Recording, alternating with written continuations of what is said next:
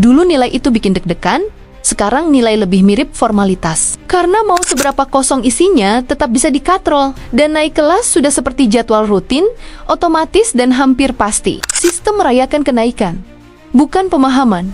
Lalu kita heran kenapa etos belajar makin tipis. Padahal sejak awal kita sendiri yang mengajarkan, yang penting naik, bukan paham.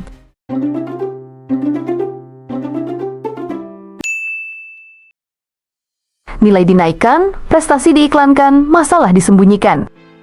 Di negeri yang cinta grafik naik, katrol nilai sering diperlakukan seperti jasa kebersihan, merapikan tampilan, supaya laporan enak dipandang atasan. Oknum kebijakan bisa tersenyum, sekolah bisa aman, dan kita diminta percaya semuanya baik-baik saja. Padahal yang dibersihkan cuma kertas, bukan masalahnya. Yang dimaksud katrol nilai itu sederhana. Nilai siswa dinaikkan dari kondisi sebenarnya, entah lewat pembulatan yang terlalu murah hati, tugas tambahan yang sekadar formalitas, atau kebijakan lulus massal yang menutup mata pada kemampuan nyata. Praktiknya bisa halus, tapi arahnya sama. Angka dibuat lebih cantik dari kenyataan. Ini biasanya terjadi di level sekolah sampai kebijakan yang lebih atas. Ketika keberhasilan diukur dari persentase lulus dan rata-rata nilai, guru terjepit antara tuntutan jujur dan tekanan target. Sekolah terjepit antara proses belajar dan laporan tahunan, akhirnya nilai berubah fungsi. Bukan lagi alat membaca kemampuan, tapi alat menenangkan sistem. Di titik ini, kita tidak sedang bicara salah satu guru atau satu sekolah, kita sedang bicara kebiasaan yang dianggap normal. Kalau semua tahu ini salah, kenapa masih dilakukan?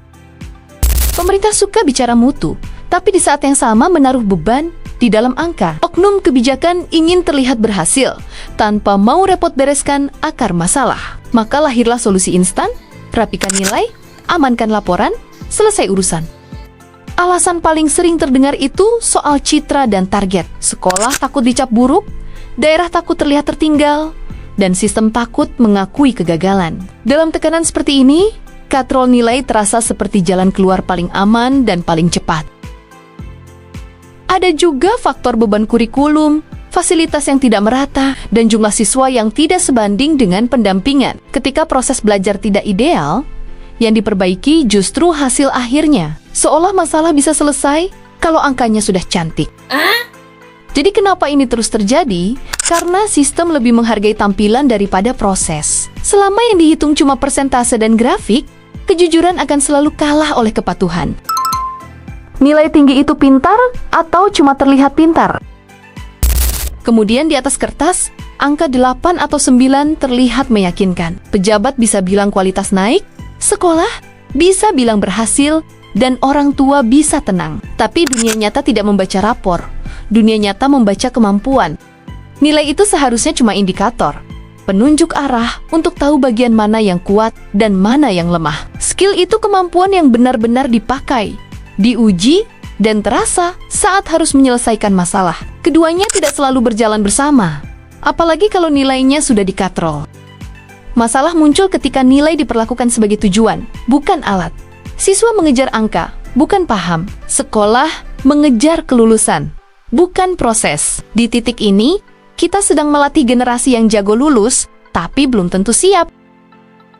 Jadi apakah nilai dan skill itu sama? Jelas tidak. Nilai bisa disesuaikan, skill tidak bisa dibohongi. Dan ketika sistem lebih sibuk merapikan angka, jangan heran kalau jarak antara rapor dan kenyataan makin lebar.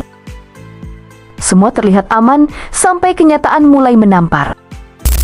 Kemudian di atas kertas, sistem terlihat sehat, hampir semua lulus. Nilai terlihat bagus, laporan rapi, dan pejabat bisa bicara soal keberhasilan. Katrol nilai membuat semuanya tampak terkendali, seolah tidak ada yang perlu dikhawatirkan. Tapi ini seperti menutup retakan dengan cat baru, kelihatan bagus dari jauh, rapuh dari dekat. Dunia nyata tidak membaca grafik, dunia nyata membaca kemampuan, dan disitulah kepalsuan mulai terbongkar.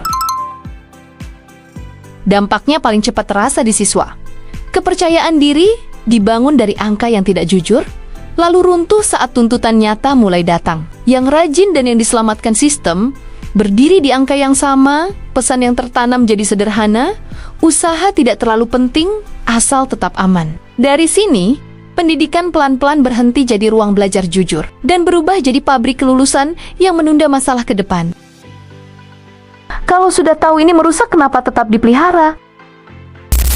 Memutus rantai ini tidak bisa dimulai dari menyuruh jujur saja, tapi dari mengubah cara menilai keberhasilan. Guru dan sekolah perlu ruang untuk gagal tanpa langsung dihukum. Nilai perlu dikembalikan ke fungsi awalnya sebagai alat membaca proses, bukan alat menutup masalah. Dan kita juga harus berhenti memuja angka kosong, karena selama semua pihak masih nyaman dengan ilusi kelulusan massal, sistem ini akan terus dipelihara meski kita semua tahu itu merusak.